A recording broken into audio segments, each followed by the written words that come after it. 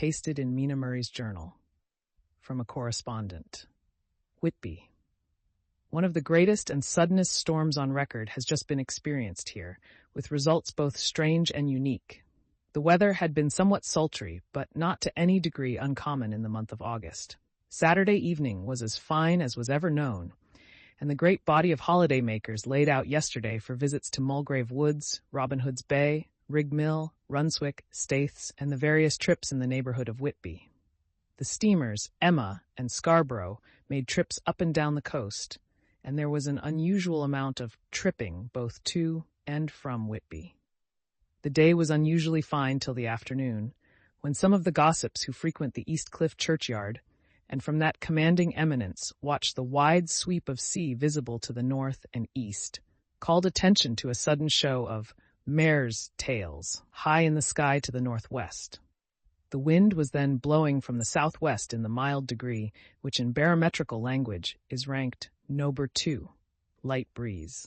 The Coast Guard on duty at once made report, and one old fisherman, who for more than half a century has kept watch on weather signs from the East Cliff, foretold in an emphatic manner the coming of a sudden storm. The approach of sunset was so very beautiful, so grand in its masses of splendidly colored clouds, that there was quite an assemblage on the walk along the cliff in the old churchyard to enjoy the beauty. Before the sun dipped below the black mass of Kettleness, standing boldly athwart the western sky, its downward way was marked by myriad clouds of every sunset color: flame, purple, pink, green, violet, and all the tints of gold, with here and there masses not large, but of seemingly absolute blackness, in all sorts of shapes, as well outlined as colossal silhouettes. The experience was not lost on the painters, and doubtless some of the sketches of the prelude to the great storm will grace the RA and RI walls in May next. More than one captain made up his mind then and there that his cobble or his mule, as they term the different classes of boats, would remain in the harbor till the storm had passed. The wind fell away entirely during the evening, and at midnight there was a dead calm, a sultry heat, and that prevailing intensity which, on the approach of thunder, affects persons of a sensitive nature. There were but few lights in sight at sea, for even the coasting steamers, which usually hug the shore so closely, kept well to seaward, and but few fishing boats were in sight. The only sail noticeable was a foreign schooner with all sails set, which was seemingly going westwards. The foolhardiness or ignorance of her officers was a prolific theme for comment, whilst she remained in sight, and efforts were made to signal her to reduce sail in face of her danger. Before the night shut down, she was seen with sails idly flapping as she gently rolled on the undulating swell of the sea, as idle as a painted ship upon a painted ocean.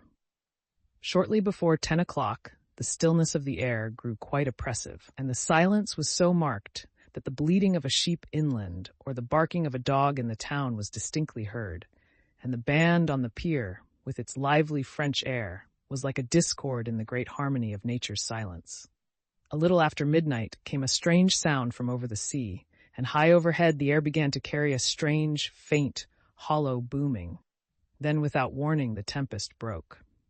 With a rapidity which, at the time, seemed incredible, and even afterwards is impossible to realize, the whole aspect of nature at once became convulsed. The waves rose in growing fury, each overtopping its fellow, till in a very few minutes the lately glassy sea was like a roaring and devouring monster. White-crested waves beat madly on the level sands and rushed up the shelving cliffs. Others broke over the piers, and with their spumes swept the lanthorns of the lighthouses, which rise from the end of either pier of Whitby harbor. The wind roared like thunder, and blew with such force that it was with difficulty that even strong men kept their feet, or clung with grim clasp to the iron stanchions. It was found necessary to clear the entire piers from the mass of onlookers, or else the fatalities of the night would have been increased manifold. To add to the difficulties and dangers of the time, masses of sea fog came drifting inland, white, wet clouds, which swept by in ghostly fashion, so dank and damp and cold that it needed but little effort of imagination to think that the spirits of those lost at sea were touching their living brethren with the clammy hands of death, and many a one shuddered as the wreaths of sea mist swept by. At times the mist cleared, and the sea for some distance could be seen in the glare of the lightning, which now came thick and fast, followed by such sudden peals of thunder that the whole sky overhead seemed trembling under the shock of the footsteps of the storm. Some of the scenes thus revealed were of immeasurable grandeur and of absorbing interest. The sea, running mountains high, threw skywards with each wave mighty masses of white foam, which the tempest seemed to snatch at and whirl away into space. Here and there a fishing boat, with a rag of sail, running madly for shelter before the blast. Now and again the white wings of a storm-tossed seabird. On the summit of the east, Cliff the new searchlight was ready for experiment, but had not yet been tried. The officers in charge of it got it into working order, and in the pauses of the inrushing mist swept with it the surface of the sea.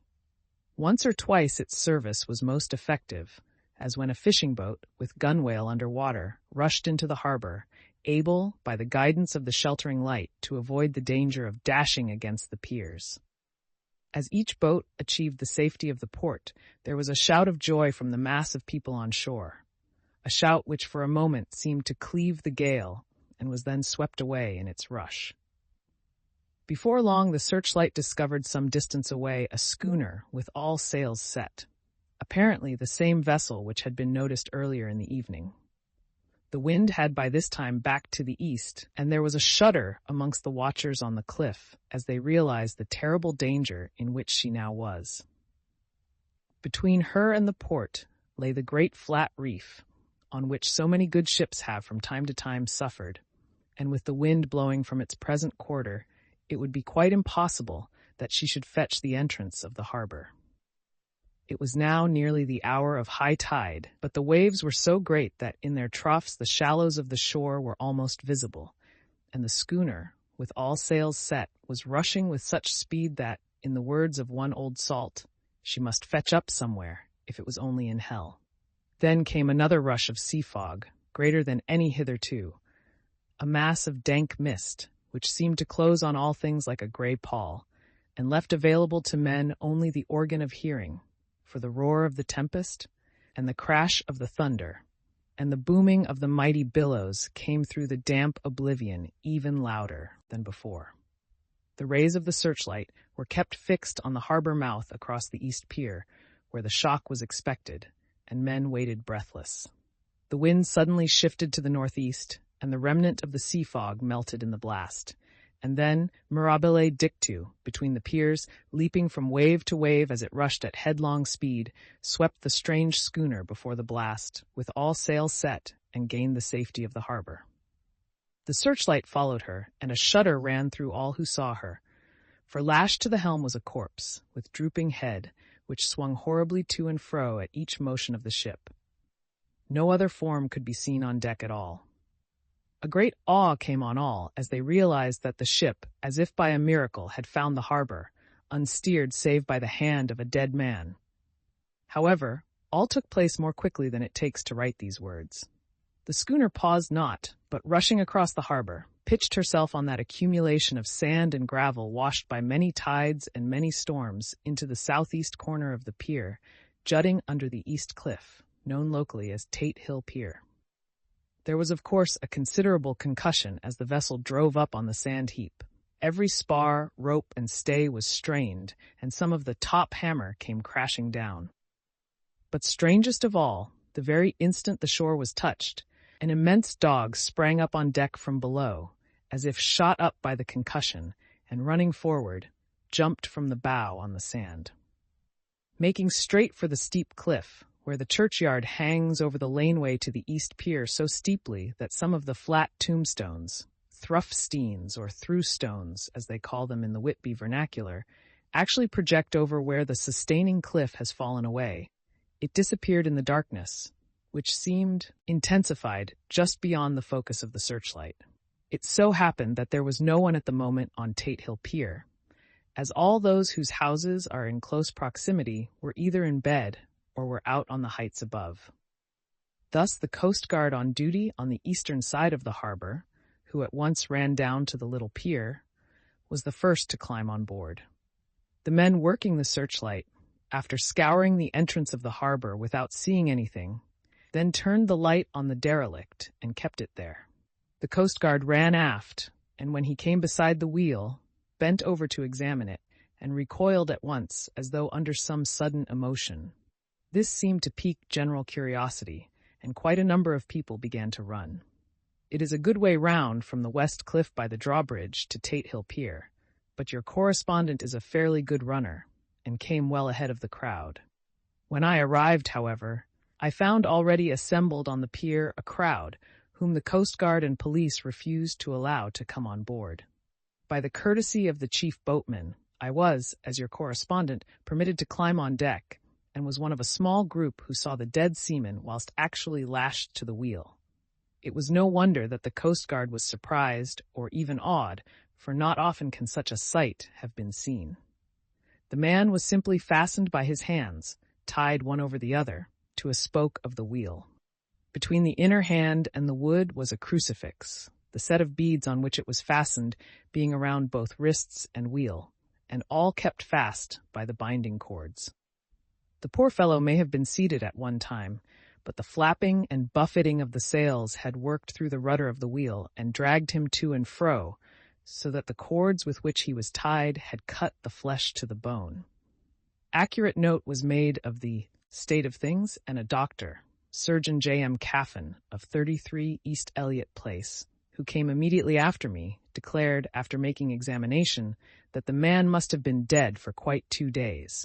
In his pocket was a bottle, carefully corked, empty save for a little roll of paper, which proved to be the addendum to the log. The Coast Guard said the man must have tied up his own hands, fastening the knots with his teeth. The fact that a Coast Guard was the first on board may save some complications, later on, in the Admiralty Court, for Coast Guards cannot claim the salvage which is the right of the first civilian entering on a derelict. Already, however, the legal tongues are wagging, and one young law student is loudly asserting that the rights of the owner are already completely sacrificed, his property being held in contravention of the statutes of Mortmain, since the tiller, as emblemship, if not proof, of delegated possession, is held in a dead hand. It is needless to say that the dead steersman has been reverently removed from the place where he held his honorable watch and ward till death, a steadfastness as noble as that of the young Casabianca, and placed in the mortuary to await inquest. Already the sudden storm is passing, and its fierceness is abating. Crowds are scattering homeward, and the sky is beginning to redden over the Yorkshire wolds. I shall send, in time for your next issue, further details of the derelict ship which found her way so miraculously into harbor in the storm. Whitby, 9th of August. The sequel to the strange arrival of the derelict in the storm last night is almost more startling than the thing itself. It turns out that the schooner is a Russian from Varna and is called the Demeter. She is almost entirely in ballast of silver sand, with only a small amount of cargo, a number of great wooden boxes filled with mold. This cargo was consigned to a Whitby solicitor, Mr. S. F. Billington of 7 The Crescent, who this morning went aboard and formally took possession of the goods consigned to him. The Russian consul, too, acting for the charter party, took formal possession of the ship and paid all harbor dues, etc. Nothing is talked about here today except the strange coincidence. The officials of the Board of Trade have been most exacting in seeing that every compliance has been made with existing regulations. As the matter is to be a 9 days' wonder, they are evidently determined that there shall be no cause of after complaint. A good deal of interest was abroad concerning the dog which landed when the ship struck, and more than a few of the members of the SPCA, which is very strong in Whitby, have tried to befriend the animal. To the general disappointment, however, it was not to be found. It seems to have disappeared entirely from the town. It may be that it was frightened and made its way onto the moors, where it is still hiding in terror. There are some who look with dread on such a possibility, lest later on it should in itself become a danger, for it is evidently a fierce brute. Early this morning, a large dog, a half-bred mastiff, belonging to a coal merchant close to Tate Hill Pier, was found dead in the roadway opposite to its master's yard. It had been fighting, and manifestly had had a savage opponent, for its throat was torn away, and its belly was slit open as if with a savage claw. Later. By the kindness of the Board of Trade Inspector, I have been permitted to look over the logbook of the Demeter, which was in order up to within 3 days, but contained nothing of special interest, except as to facts of missing men.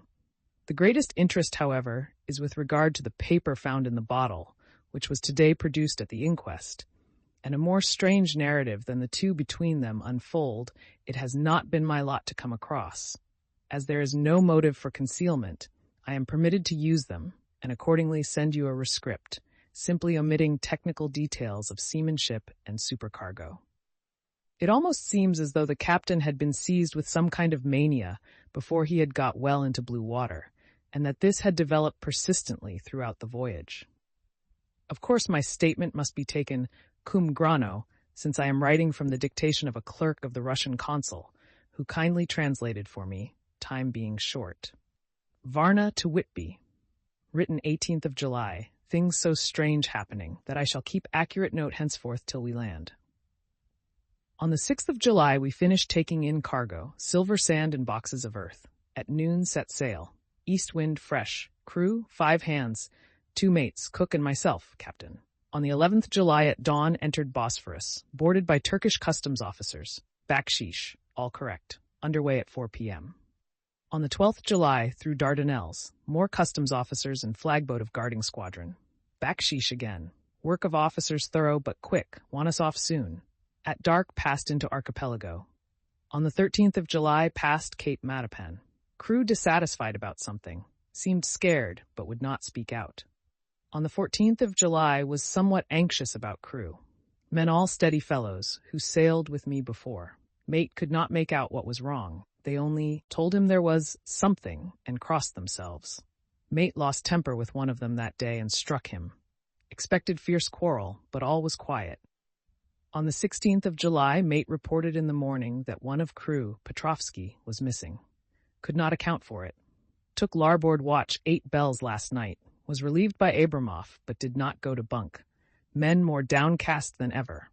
All said they expected something of the kind, but would not say more than there was something aboard. Mate getting very impatient with them, feared some trouble ahead. On the 17th of July, yesterday, one of the men, Olgarin, came to my cabin, and in an awestruck way confided to me that he thought there was a strange man aboard the ship.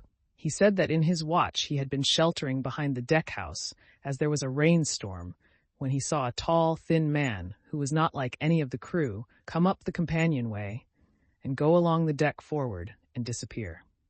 He followed cautiously, but when he got to bows found no one, and the hatchways were all closed.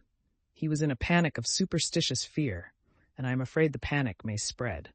To allay it, I shall today search entire ship carefully from stem to stern.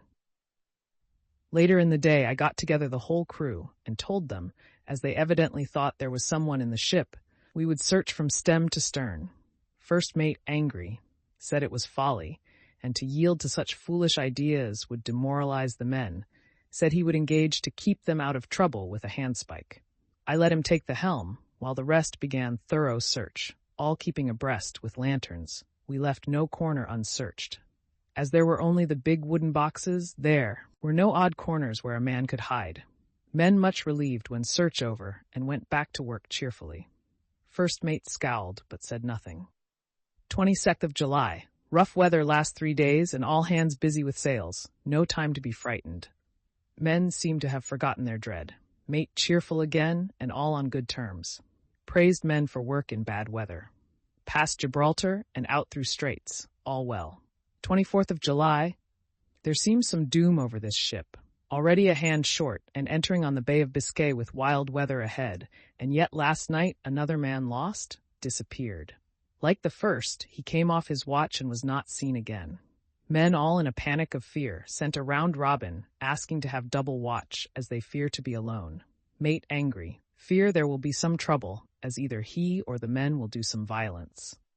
28th of July. 4 days in hell, knocking about in a sort of maelstrom, and the wind a tempest.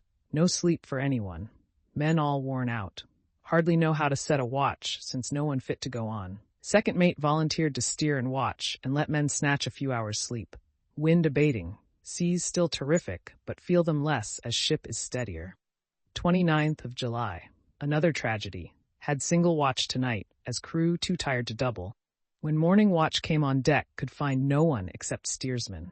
Raised outcry, and all came on deck. Thorough search, but no one found. Are now without second mate, and crew in a panic. Mate and I agreed to go armed henceforth, and wait for any sign of cause. 30th July. Last night. Rejoiced we are nearing England. Weather fine, all sails set.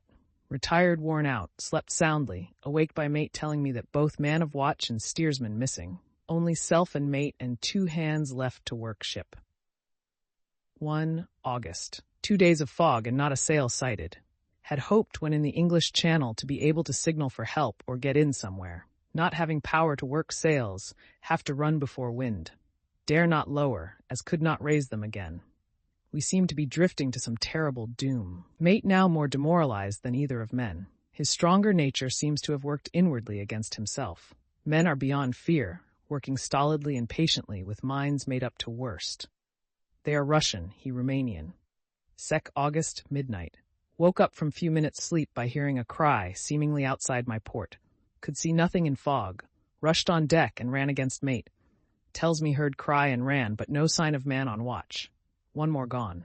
Lord, help us. Mate says we must be past Straits of Dover, as in a moment of fog lifting he saw North Foreland, just as he heard the man cry out. If so, we are now off in the North Sea, and only God can guide us in the fog, which seems to move with us, and God seems to have deserted us. August. At midnight, I went to relieve the man at the wheel, and when I got to it, found no one there. The wind was steady, and as we ran before it, there was no yawing. I dared not leave it, so shouted for the mate. After a few seconds, he rushed up on deck in his flannels. He looked wild-eyed and haggard, and I greatly fear his reason has given way. He came close to me and whispered hoarsely, with his mouth to my ear, as though fearing the very air might hear. It is here. I know it now. On the watch last night, I saw it, like a man, tall and thin and ghastly pale. It was in the bows and looking out. I crept behind it and gave it my knife, but the knife went through it, empty as the air. And as he spoke, he took his knife and drove it savagely into space. Then he went on, but it is here, and I'll find it. It is in the hold, perhaps in one of those boxes. I'll unscrew them one by one and see. You work the helm. And, with a warning look and his finger on his lip, he went below. There was springing up a choppy wind, and I could not leave the helm. I saw him come out on deck again with a tool chest and a lantern and go down the forward hatchway. He is mad, stark, raving mad, and it's no use my trying to stop him. He can't hurt those big boxes. They are invoiced as clay, and to pull them about is as harmless a thing as he can do. So here I stay, and mind the helm, and write these notes. I can only trust in God and wait till the fog clears. Then, if I can't steer to any harbor with the wind that is, I shall cut down sails and lie by and signal for help. It is nearly all over now. Just as I was beginning to hope that the mate would come out calmer, for I heard him knocking away at something in the hold, and work is good for him, there came up the hatchway a sudden, startled scream, which made my blood run cold, and up on the deck he came as if shot from a gun, a raging madman, with his eyes rolling and his face convulsed with fear. Save me! Save me! He cried, and then looked round on the blanket of fog. His horror turned to despair, and in a steady voice he said, You had better come to, Captain, before it is too late. He is there. I know the secret now. The sea will save me from him, and it is all that is left. Before I could say a word, or move forward to seize him, he sprang on the bulwark and deliberately threw himself into the sea. I suppose I know the secret too now. It was this madman who had got rid of the men one by one, and now he has followed them himself. God help me! How am I to account for all these horrors when I get to port? When I get to port. Will that ever be? 4th August. Still fog, which the sunrise cannot pierce. I know there is sunrise because I am a sailor. Why else I know not. I dared not go below. I dared not leave the helm. So here all night I stayed, and in the dimness of the night I saw him. God forgive me, but the mate was right to jump overboard. It was better to die like a man, to die like a sailor in blue water no man can object. But I am captain, and I must not leave my ship. But I shall baffle this fiend or monster, for I shall tie my hands to the wheel when my strength begins to fail.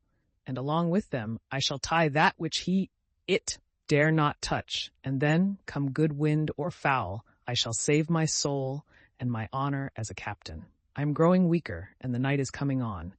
If he can look me in the face again, I may not have time to act.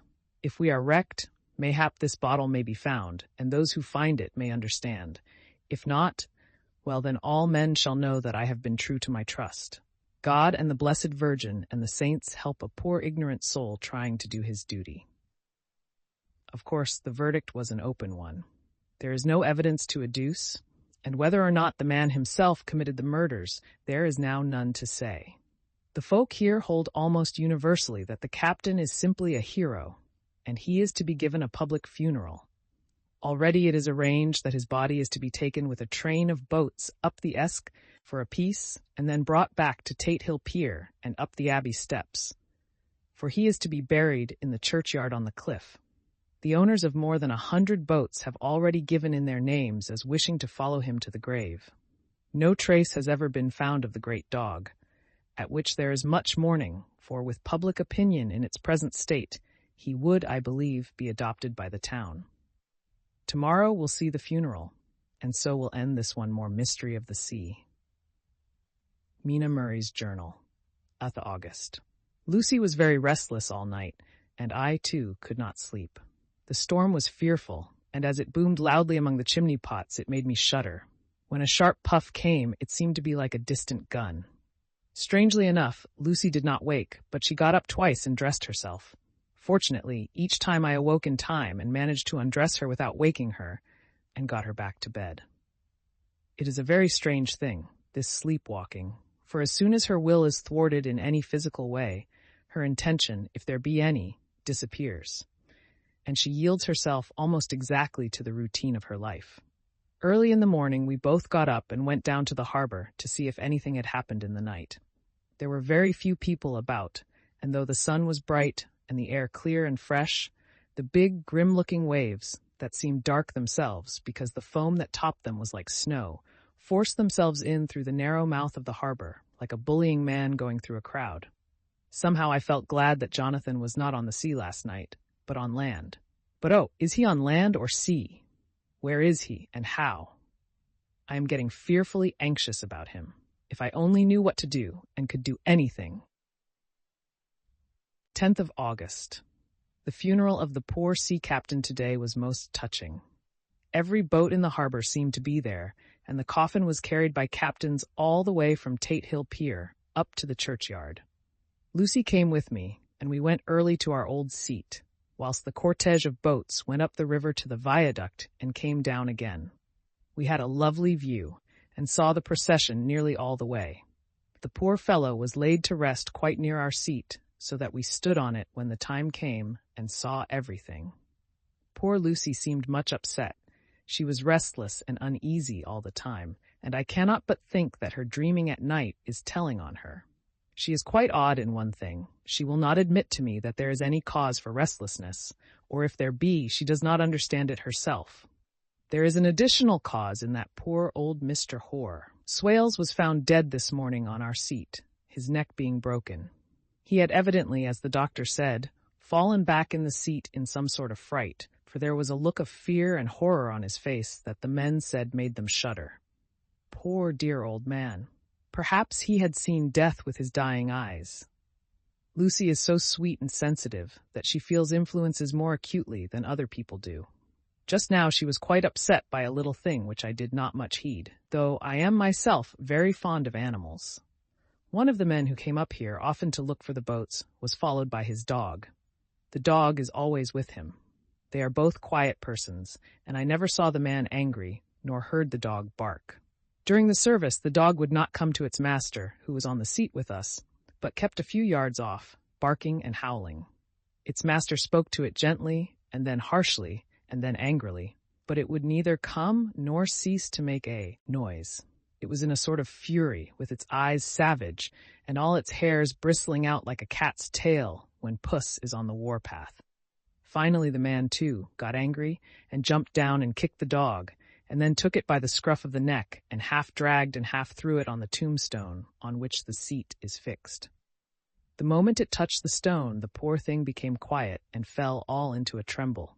It did not try to get away, but crouched down, quivering and cowering, and was in such a pitiable state of terror that I tried, though without effect, to comfort it. Lucy was full of pity, too, but she did not attempt to touch the dog, but looked at it in an agonized sort of way. I greatly fear that she is of too supersensitive a nature to go through the world without trouble. She will be dreaming of this tonight, I am sure. The whole agglomeration of things, the ship steered into port by a dead man, his attitude tied to the wheel with a crucifix and beads, the touching funeral, the dog, now furious and now in terror, will all afford material for her dreams. I think it will be best for her to go to bed tired out physically, so I shall take her for a long walk by the cliffs to Robin Hood's Bay and back. She ought not to have much inclination for sleepwalking then.